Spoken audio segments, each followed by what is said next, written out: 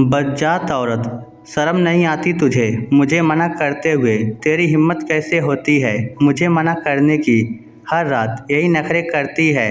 हर रात तुझे बताना पड़ेगा कि पति परमेश्वर होता है। एक तो बेटी पैदा करके दी, उस पर छूने नहीं देगी अपने को। सती सावित्री बनती है। नशे में धुत राजीव उजुल जुलूल बकते हुए गरिमा को दबोचने की चेष्टा में उस पर चढ़ गया।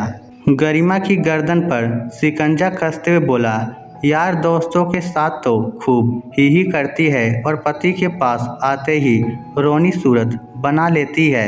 सुन, मुझे एक बेटा चाहिए। यदि सीधे से नहीं मानी तो जान ले लूँगा। नशे में चूर राजीव को एहसास ही नहीं था कि उसने गरिमा की गर्दन को कसकर दबा रखा है। दर्द से छटपटाती गरिमा खुद को छुड़ाने की कोशिश कर रही थी। अंततः उसने खुद को छुड़ाने के लिए राजीव की जांघों के बीच कसकर लात मारी। दर्द से तड़पते हुए राजीव एक तरफ लुढ़क गया। मौका पाते ही गरिमा पलंग से उतरकर भागी और फिर जोर से चिल्लाते हुए बोली, नहीं पैदा करनी तुम्हारे जैसे जानवर से एक और संतान। मेरे लिए मेरी बेटी ही सब कुछ है। राजीव जब तक अपने आप को संभालता, गरिमा ने कमरे से बाहर आकर दरवाजे की कुंडी लगा दी। हर रात यही दोहराया जाता था, पर आज पहली बार गरिमा ने कोई प्रतिक्रिया दी। मगर अब उसे डर लग रहा था, ना सिर्फ अपने लिए बल्कि अपनी 3 साल की नन्ही बिटिया के लिए भी। फिर क्या करे क्या नहीं की मनोस्थिति से उबरते हुए उसने तुरंत घर छोड़ने का फैसला ले लिया। उसने एक ऐसा फैसला लिया जिसका अंजाम वह खुद भी नहीं जानती थी, पर इतना जरूर था कि इससे बुरा तो भविष्य नहीं होगा। गरिमा ने जल्दी जल्दी अलमारी में छिपाकर रखे रुपए निकाले और फिर नन्ही गुड़िया को शॉल से ढककर घर से बाहर निकल गई। निकलते वक्त उसकी आंखों में आंसू आ गए, पर उसने पीछे मुड़कर नहीं देखा। वह घर जिसमें उसने 7 साल गुजार दिए थे, कभी अपना हो ही नहीं पाया। जनवरी की कड़ाके की ठंड और सन्नाटे में डूबी सड़क ने उसे ठंड से ज़्यादा डर से कपा दिया। पर अब वापस जाने का मतलब था अपनी जान गंवाना, क्योंकि आज की उसकी प्रतिक्रिया ने पति के पौरुष को, उसकी आँख को चोट पहुँचाई है और इसके लिए वह उसे कभी माफ़ नहीं करेगा। यही सोचते हुए गरिमा ने कदम आगे बढ़ा दिए, पर कहाँ जाए, कैसे जाए, सवाल निरंतर उसके मन में चल रहे थे। नन्ही सी गुड़िया उसके गले से चिपकी हुई ठंड से काँप रही थी। पास पड़ोस के किसी घर में जाकर वह तमाशा नहीं बनाना चाहती थी। ऑटो या किसी अन्य सवारी की तलाश में वह मुख्य सड़क तक आ चुकी थी, पर कहीं कोई नहीं था। अचानक उसे किसी का ख्याल आया कि शायद इस मुसीबत की घड़ी में वह उसकी मदद करे। पर क्या उन्हें उसकी याद होगी? कितना समय बीत गया है, कोई संपर्क भी तो नहीं रखा उसने। जो भी हो, एक बार कोशिश करके देखती हूँ, उसने मन ही मन सोचा।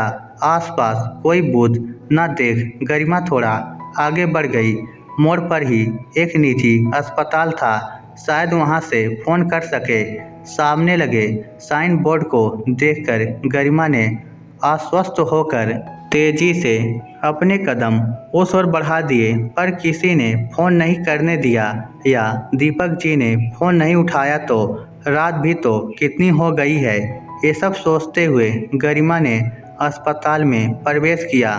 स्वागत कक्ष की कुर्सी पर एक नर्स बैठी ऊँग रही थी। माफ़ कीजिएगा, अपने ठंड से जमे हाथ से उसे धीरे से हिलाते हुए गरिमा ने कहा, कौन है? चौंकते हुए नर्स ने पूछा। फिर गरिमा को बच्चे के साथ देख उसे लगा कि कोई मरीज है, अतः अपनी व्यावसायिक मुस्कान बिखेरते हुए पूछा, मैं आपकी क्या मदद कर सकती हूँ? जी, मुझे एक ज़रूरी फ़ोन करना है, गरिमा ने विनती भरे स्वर में कहा। पहले तो नर्स ने आनाकानी की, पर फिर उसका मन पसीज गया, अतः उसने फ़ोन आगे कर दिया। गुड़िया को वहीं सोफे पर लिटाकर गरिमा ने दीपक जी का नंबर मिलाया। घंटी बजती रही पर फोन किसी ने नहीं उठाया। गरिमा का दिल डूबने लगा कि कहीं नंबर बदल तो नहीं गया है।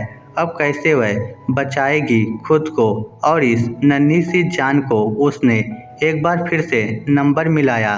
उधर घंटी बजती रही और इधर तरह तरह के संशय गरिमा के मन में चलते रहे।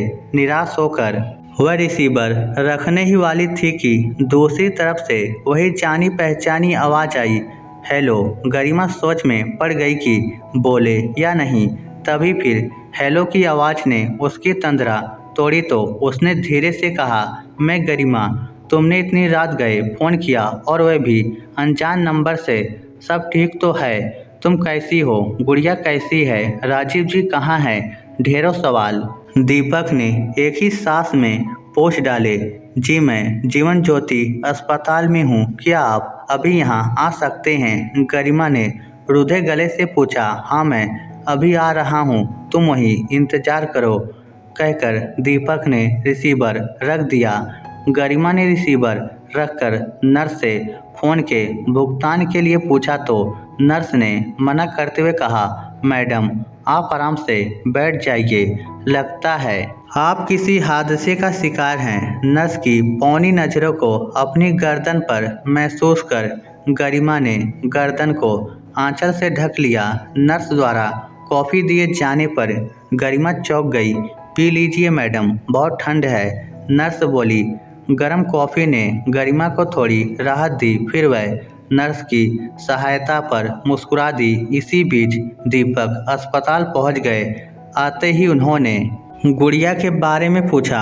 गरिमा ने सो रही गुड़िया की तरफ इशारा किया तो दीपक ने लपक कर उसे गोद में उठा लिया।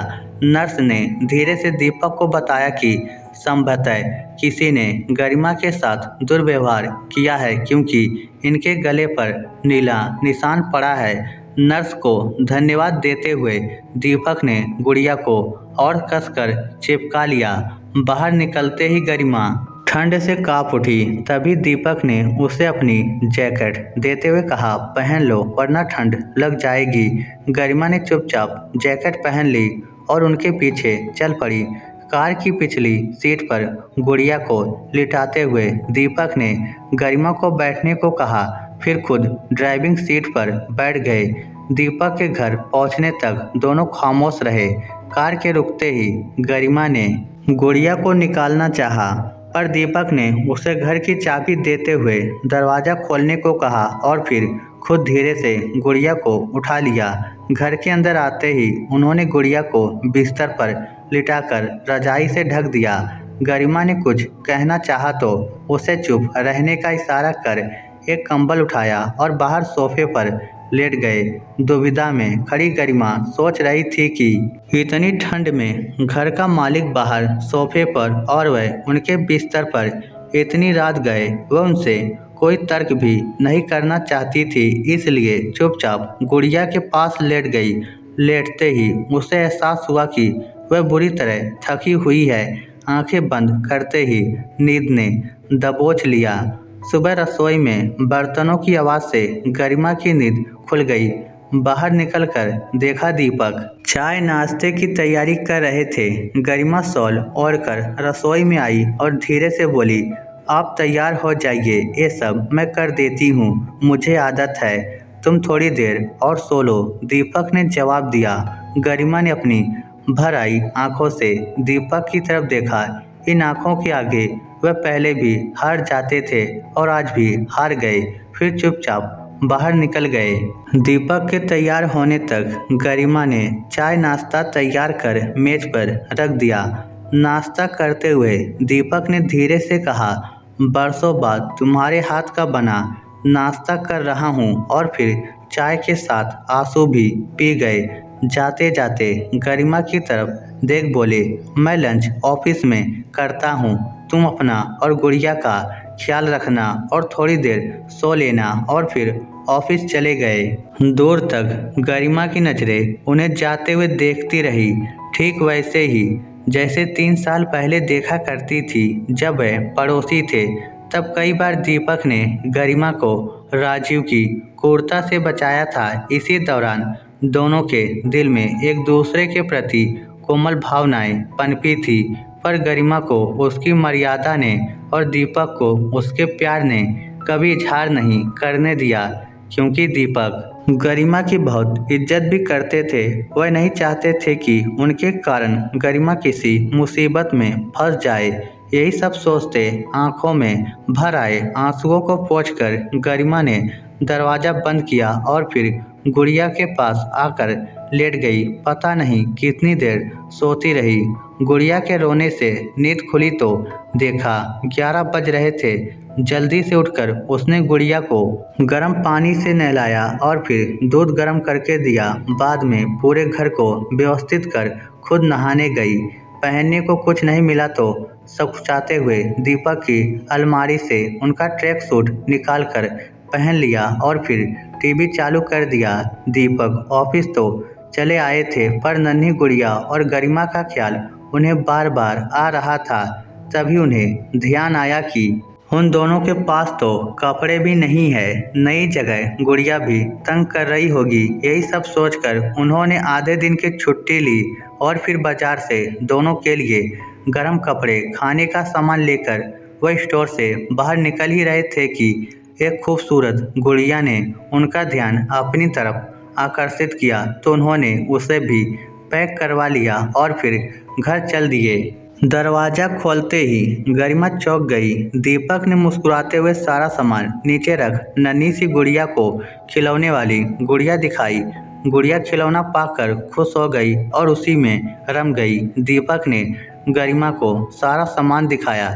बिना उससे पूछे ट्रैक सूट पहनने के लिए गरिमा ने माफ़ी मांगी तो दीपक ने हंसते हुए कहा, एक शर्त पर, जल्दी कुछ खिलाओ, बहुत तेज भूख लगी है। सिर हिलाते हुए गरिमा रसोई में घुस गई।